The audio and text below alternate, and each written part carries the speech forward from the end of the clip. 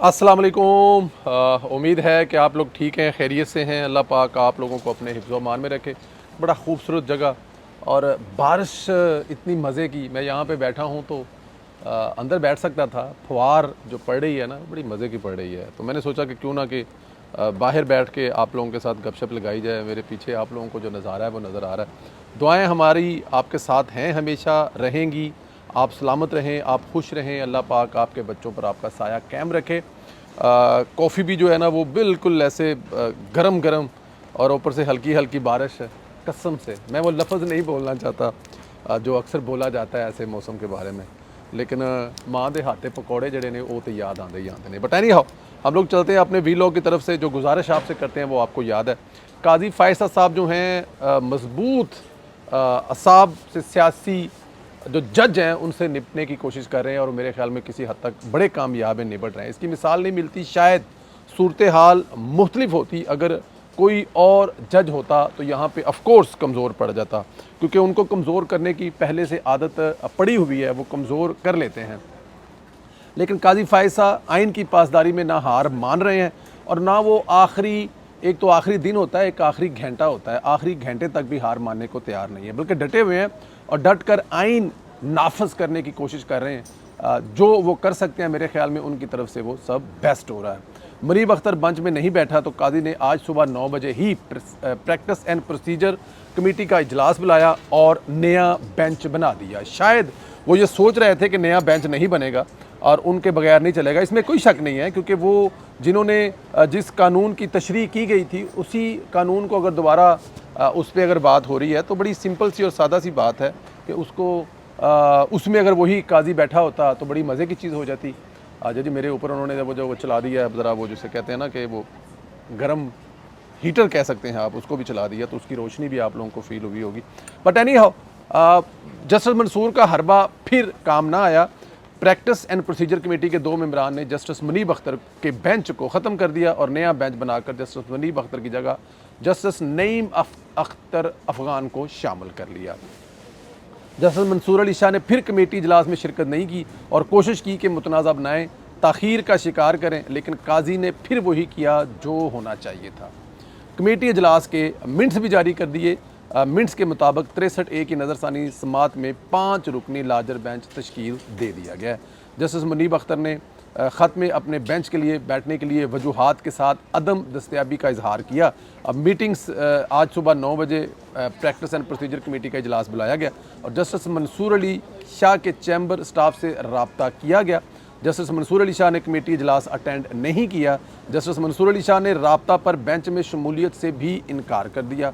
Committee ने इजलास में बेंच तश्कील किए जस्टिस नईम अख्तर अफ़गान को शामिल करने का जो मेरे ख़्याल में उन्होंने फ़ैसला किया है, ये ठीक फ़ैसला। देखें, इसको अब आप सियासत नहीं कहेंगे तो क्या करेंगे? क्या ये सियासत, अगर सियासत नहीं कहेंगे तो आप क्या कहेंगे? ये सियासत ही है ना जो की जा रही है।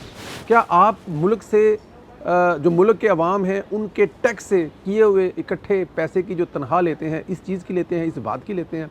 मेरे ख्याल में जवाब नहीं में मिलेगा। तो यहाँ पे आप अपनी अंदरूनी लड़ाइयाँ और अपनी अंदरूनी जीत के लिए और अपने नफ्स की जीत के लिए, या फिर जिस वो जो गैंग है उस गैंग के लिए काम कर रहे हैं, उसकी से तनख्वाह नहीं लेते आप। पाकिस्तान के अवाम के टैक्स की तनख्वाह लेते हैं। आपको हर हाल में बल्कि अब आप अगर देखा जाए तो इंसाफ की राह में रुकावट बन रहे हैं और आइन को नाफज करने की राह में रुकावट बन गए हैं, जो मेरे ख्याल में किसी तरह भी सूट नहीं करता। अब बेंच समात शुरू हो चुका है। समात के दौरान भी इमरान खान के वकील ने रखना डालने की कोशिश की कि किसी सूरत में समात रुक जाए, ताख़ीर का शिकार हो जाए, मुतनाज़ा हो जाए। आर्टिकल 63A नज़रसानी दरख्वास्त पर समात शुरू होते ही इमरान खान के वकील बैरिस्टर अली ज़फ़र ने बेंच पर एतराज़ उठा दिया। काजी फ़ैसल ने कहा, यह तरीका नहीं, आप किसी और की बारी में बोले, हम आपको सुनेंगे, जब आपकी बारी आएगी आप बैठ जाएं। पुरानी आते पड़ी हुई थी। सुप्रीम कोर्ट तो इमरान खान के लिए, इमरान खान के वकीलों के लिए और उसकी पार्टी के लिए जो उनका लेटर पैड है सिर्फ उसके ऊपर एड्रेस नहीं लिखा हुआ था कि तहरीक इंसाफ का मरकज़ी दफ्तर। बाकी तो मेरे ख्याल में वो यही समझते थे कि हमारा मरकज़ी दफ्तर जो है वो सुप्रीम कोर्ट की ऑफिस ही है, सुप्रीम कोर्ट की बिल्डिंग है। तो वो पुरानी आते पड़ी हुई हैं। तो काजी साहब ने उनको समझाया कि जनाब थोड़ा सा सुकून रखो, थोड़ा सा ईजी हो जाओ, कोई गल नहीं, बारी आएगी आपकी, आप अपनी बारी पे बात कर लीजिएगा। बैरिस्टर अली जफ़र ने फिर इसरार किया, बार बार बात करने की कोशिश की तो काजी ने झाड़ पलाई और कहा, क्या आपको मेरी बात समझ नहीं आ रही? हम आपकी इज़्ज़त करते हैं तो आप भी ख्याल करें। मतलब इस माहौल को क्यों इस किस्म का बना रहे हैं जिसमें बार बार आपको रोका जाए, टोका जाए और फिर बाहर जाकर आप कहें कि काजी ने बदतमीज़ी की है। मतलब फिर उनको डिजिटल मीडिया, सोशल मीडिया पे आकर यही कुछ मिलेगा ना करने के लिए कि काजी साहब ने ज़्यादती कर दी है। बैरिस्टर अली जफ़र ने फिर इसरार किया, बार बार बात करने की कोशिश की तो डेफिनेट यही होना था। काजी ने कहा जो हुआ वो कोर्ट में बताऊँ। कल जस्टिस मुनीर अख्तर को ख़त लिखा, उन्होंने वो पोजीशन बरकरार रखी। जिसने मंसूर अली शाह को कमेटी में बुलाया वो नहीं आए। इनके सेक्रेटरी से रब्ता किया तो उनके स्टाफ ने भी रब्ता करके बताया कि वो बेंच में शामिल नहीं होंगे। ये है वो सारी कहानी, ये है वो सारी मेरे ख्याल में। लेकिन मेरे ख्याल में इससे कोई फ़र्क नहीं पड़ने वाला। काजी साहब जो है वो आखिरी दिन तक टिके हुए हैं। काजी साहब आखिरी दिन तक खड़े हुए हैं और आखिरी दिन तक खड़े रहेंगे। काजी साहब को किसी का कोई डर खौफ ख़तरा नहीं है। आइन के लिए अगर रास्ते में जो भी आएगा, अब तक की जो काजी साहब की अगर हम लोग माजी देखें तो काजी साहब जो हैं वो खड़े हुए हैं। अच्छा जी, उधर से थोड़ी सी रोशनी मतलब कि मुझे भी ज़हनी दिमागी तौर पे वो मेरा हला रही थी कि रोशनी अच्छी नहीं है, मज़े की नहीं है। तो मैंने सोचा चलो आप लोगों ने उसका जो बैक साइड है वो ग्राउंड तो देख लीजिए जहाँ बैठे हैं कि बड़ा मज़े का मौसम है, तो क्यों ना ज़रा थोड़ी सी रोशनी ठीक कर लें, कॉफ़ी भी ज़रा खींच के नज़दीक कर लें। अब मैं मतलब जो आप लोगों से बात कर रहा होता हूँ तो बिलीव करें कि मुझे यही लगता है कि आप लोग मेरे सामने बैठे हैं और मैं आप लोगों से बातें कर रहा हूँ। ये वी लोग और ये चीज़ें ना तो पता आप हमको बहुत बड़े वी लोगर हैं और ना हमें वी लोग बनना है। आज सुबह सुबह एक मैसेज आया बड़ा खूबसूरत था, उसमें एक लफ्ज़ था कि जो आप कर रहे हैं बाहर बैठकर इस फितने के ख़िलाफ़ लड़ाई लड़ रहे हैं, इसमें आपको बड़े नुकसान होंगे और खुदा की कसम मैं आपको वो नुकसान बता नहीं सकता जो नुकसान हो रहे हैं। जो गैर तो करते ही करते हैं, जो अपनों ने किया, जो अपने कर रहे हैं वो मैं आप लोगों को बता भी नहीं सकता। बट कोई बात नहीं, अल्लाह पाक ये दिन भी गुजारेगा, कभी मौका मिला ज़िंदगी में तो खुल के बताएंगे आपको। बट एनी हाउ आगे चलते हैं। आपको लियाकत चट्ठा तो याद होगा, वो याद है ना लियाकत चट्ठा साहब, जिसने प्रेस कॉन्फ्रेंस करके इलेक्शन को मुतनाज़ा बनाने की कोशिश की थी और भरपूर कोशिश की थी। गुज़श्ता रोज़ मोहसिन बेग साहब ये तो बता चुके हैं कि उसने सब कुछ फैज़ हमीद के कहने पर किया था, लेकिन आप उमर चीमा ने इनसे मुतल्लिक़ एक और इंकशाफ किया है और बताया है।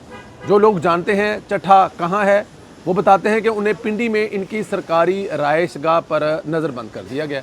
पहले तो उनके ख़ानदान के अफराद को बाहर जाने की इजाज़त नहीं थी, लेकिन पाबंदियाँ ख़त्म होते ही अहले खाना को सफ़र की इजाज़त दे दी गई है।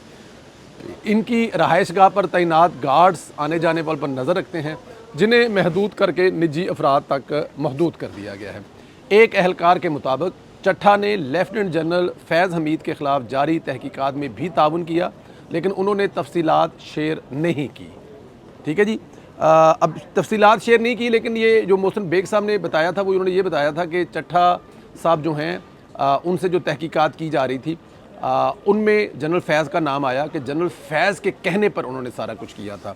और ये बात जब जनरल फैज़ साहब के सामने उनके मुंह पर ले जाया गया, उनके सामने आमने ले जाकर उनसे बात की गई, तो वो उन्होंने जनरल फैज़ हमीद के मुंह पर भी ये बात कही कि जनाब ने कहा था कि आप 2024 दिसंबर तक पाकिस्तान के सदर बन जाएंगे, इमरान खान को जेल से निकाल कर पाकिस्तान का वज़ीर आज़म बनाएंगे, और यही वो सारा ग्रेट प्लान था जिसके तहत आपने मुझसे ये बयान दिलाया था। और वो चट्ठा साहब उनके मुंह पर जाके भी कह चुके हैं। तो अब चट्ठा साहब जो हैं डेफिनेट अब आपको पता लग रहा है ये जो नून लीग के साथ धांधली हुई है करने वाले कौन हैं। मतलब इस दफ़ा मैंने कहा ना कि इस दफ़ा हुआ ये है कि जो आपकी, मैं इस बात पे ना ही जाएँ तो बेहतर है कि कौन किसने क्या रोल किया, कौन धांधली करने में कामयाब हुआ और किन से धांधली नहीं रोकी गई, ये लिफाज ज़्यादा मुनासिब है मेरे ख्याल में। अच्छा, अब ज़रा जो मैं आपको एक बड़ी हमारे एक दोस्त हैं बड़े सीनियर सफारतकार हैं, उन्होंने एक दफ़ा एक मीटिंग में कहा था, बट वो ये बात संभाल के रखी हुई थी, कभी आपसे करेंगे, आज वो आपको बताते हैं।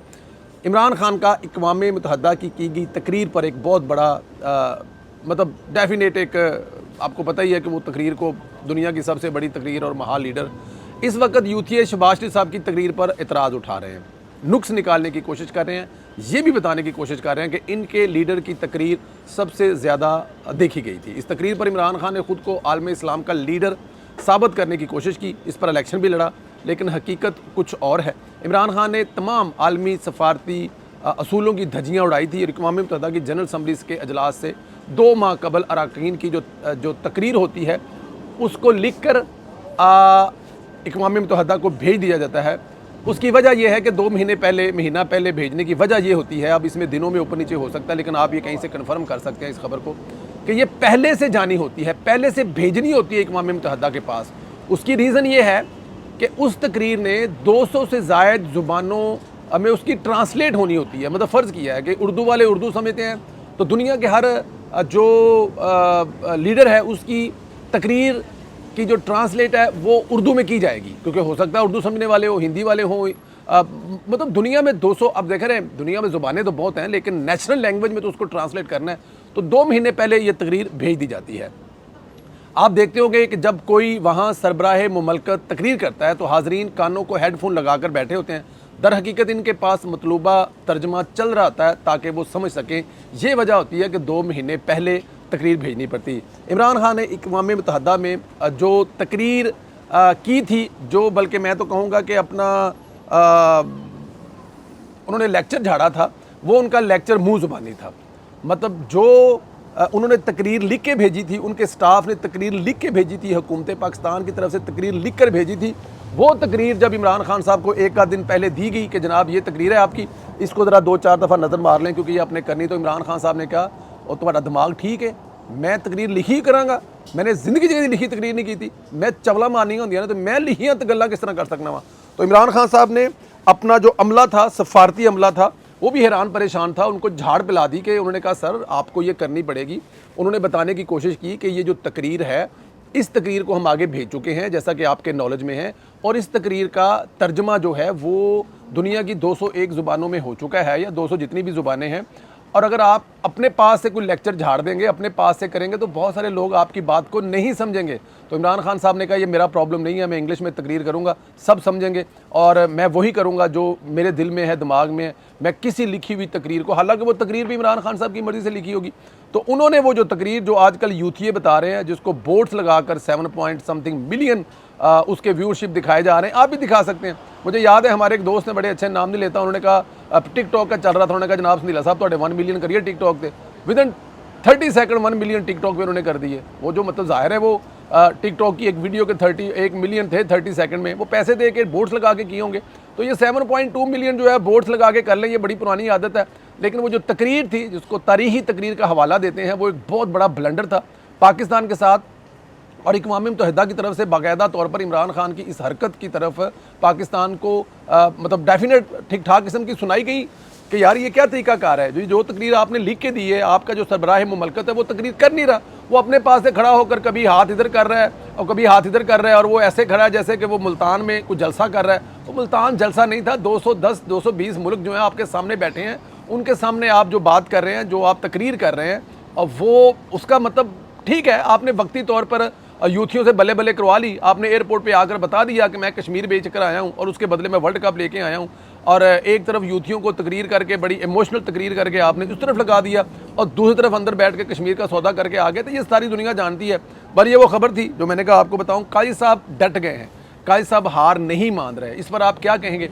आप लोगों से गुजारिश है कि आप लोग इस पर कमेंट ज़रूर करें। इमरान खान साहब की तकरीर, इस पर भी कमेंट करें, और जो शहबाज साहब ने तकरीर की है उस पर तो कमेंट करना आपका बनता है। चैनल को ज़्यादा से ज़्यादा सब्सक्राइब करें, बेल आइकन को प्रेस करें, और मुझे अपनी दुआओं में याद रखें। हमारी दुआएं हमेशा आपके साथ हैं। अल्लाह हाफिज़।